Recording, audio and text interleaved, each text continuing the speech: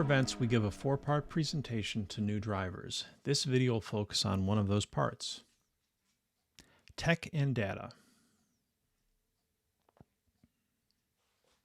As discussed in our previous video titled Race Rules and Operations, AAR mandates a set number of 3-minute pit stops during a race.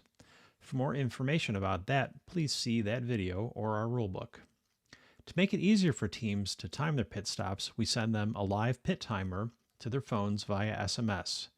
Pit stops are timed from the time the car passes under the pit in RFID reader until the time it passes under the pit out RFID reader. Before I show you what the timer looks like, I'd like to explain what's happening in the background so you understand what you are seeing. When the car passes under the pit in reader, the numbers encoded on its RFID tags, along with the time of the read, are sent to our server. It creates the web page timer that you will see and sends its URL to our SMS provider, who texts you a link to it. That whole process can take up to 60 seconds, so when you get the text and open the link, the timer will already be running from the time the car passed under the reader. At 3 minutes, the timer turns green.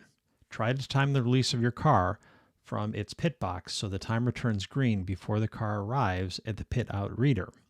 The timer will continue to run after the car passes under the reader, but will update with the final time once it has been sent it.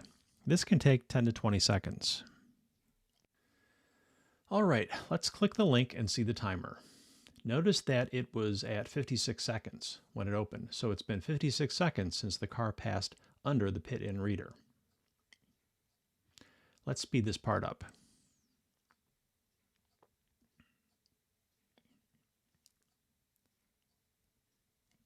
At 3 minutes, the timer turns green. This was actually a 3-minute 2-second stop, but you'll notice that the timer is still running. When it receives the pit out read time, it updates to show the final pit stop duration of 3 minutes and 2 seconds. Also notice that this counted as one stop.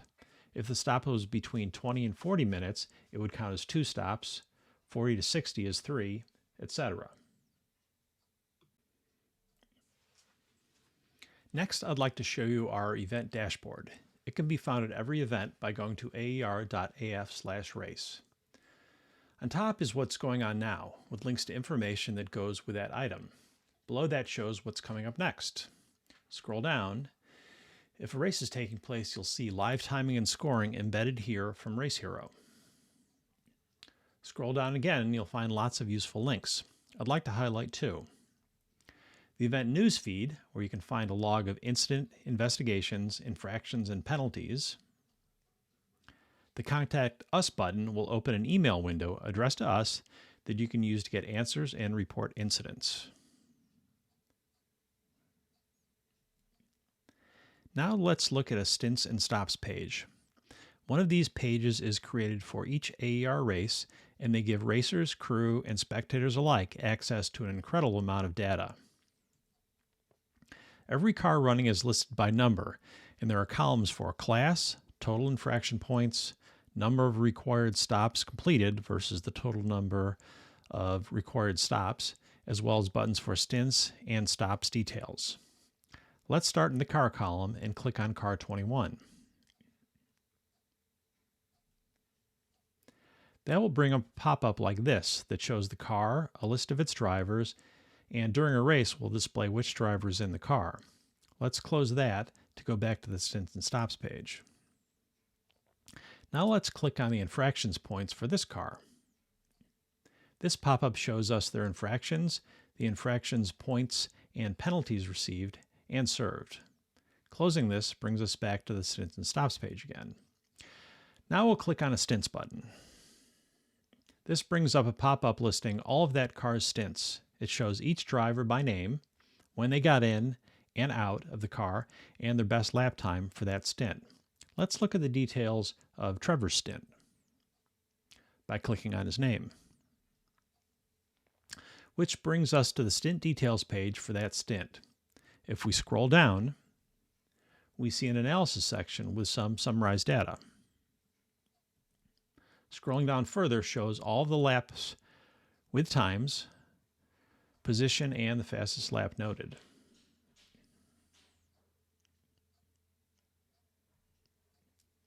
Back up at the top, I'd like to point out this Facebook share button. Clicking it generates an image like this that you can post to Facebook.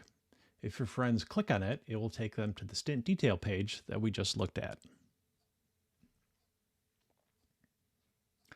Unknown drivers.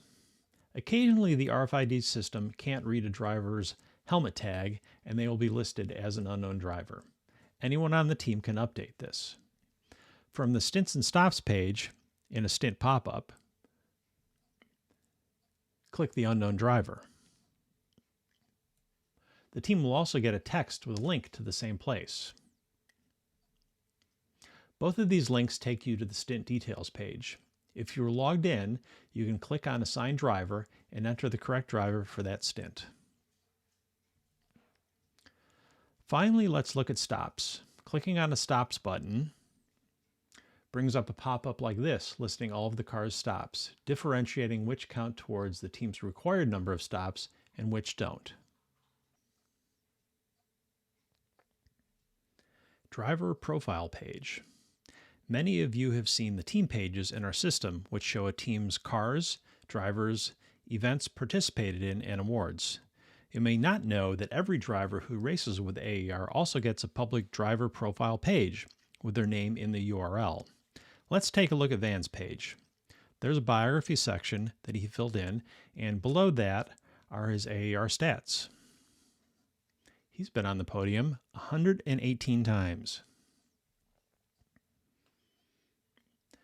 Below stats is a list of the AAR teams he's raced with, as well as an area that you can add links to. And here's what 118 podiums look like. Back at the top, let's click on the Races tab.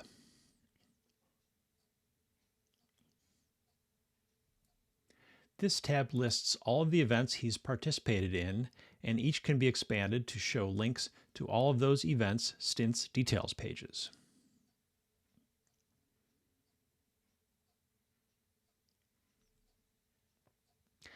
Thanks so much for watching. Please like this video and subscribe to our channel to see more videos when they drop.